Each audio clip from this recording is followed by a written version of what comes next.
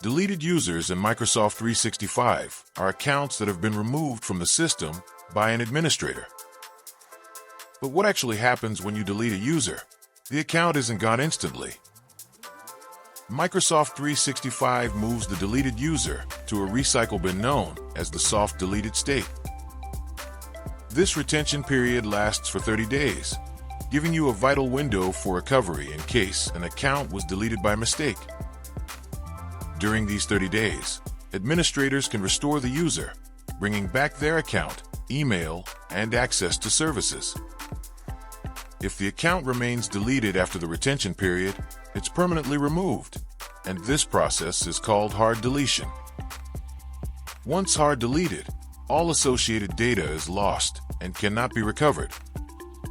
Managing deleted users effectively means understanding this life cycle.